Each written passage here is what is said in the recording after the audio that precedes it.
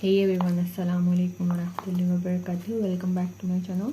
Today in this video we're gonna discuss about the life history of Edward Said. So without wasting much time, let's get started. The American writer and academic Edward Said 1935-2003 has been ranked among the most influential thinkers of the 20th century, which much of the field of post-colonial studies springing directly or indirectly from his ideas.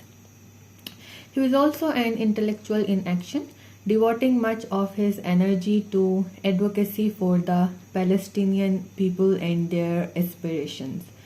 Controversial in his work, Said has had both admirers and detractors. Few statements beyond the bare facts of his life would meet with universal agreement from observers, and even those bare facts were sometimes in dispute. But divergent views of Said were in a way inevitable, for Said was a man of many contradictions. He was an academic, and yet he spent much of his time addressing the public, often having to cancel classes he taught at Columbia University because he was booked for television appearances. He was a Christian Arab who both defended the Islamic world and, by his own testimony, felt close to Jews for much of his life. He spent many years working toward the goal of Palestinian nationhood, but renounced that goal in the last decade of his life. He was attacked by Israelis as a terrorist and by Palestinians as too accommodating to Israel. Said's scholarly works indicted Western cultural traditions as complicit in colonialism, but he played and wrote about European classical music extensively and enthusiastically. Grew up in Cairo, Said Saidi was born in Jerusalem on November 1st, 1935.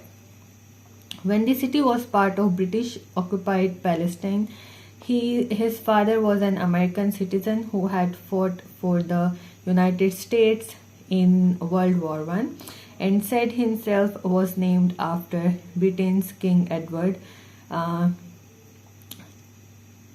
VIII, Said's father. Wadi, who preferred the name of Bill, operated a profitable stationery business, and Said was discouraged from speaking Arabic while growing up. The household language was English. He was a member of the Anglican Church. Later in his life, Said occasionally spoke of himself as a refugee displaced by the formation of the country, but he actually spent much of his childhood in Cairo, Egypt, sometimes traveling to Jerusalem to spend time with relatives or to Beirut, Lebanon.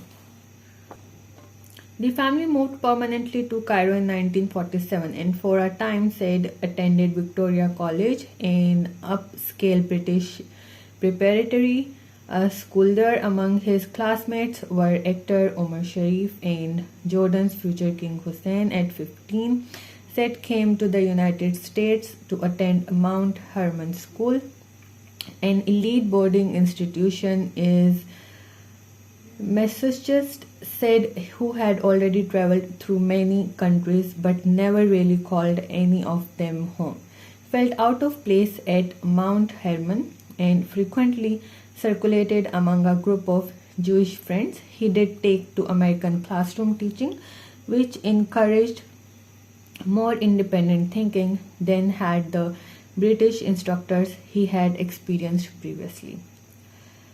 Said, a charismatic figure who favored tailored suits, found a natural place in academic life. He spoke English, French, and Arabic fluently, and he could read Spanish, German, Italian, and Latin. He attended Princeton University, graduating in 1957, and earned master's and PhD degrees at Harvard, receiving his doctorate in 1964. Hired at Columbia University in New York as an instructor in 1963, Seth spent the rest of his working life there, becoming assistant professor in 1965. Associate professor in 1968 and professor of English and comparative literature in 1970. Later, his title of professor was attached to several endowed chairs at Columbia.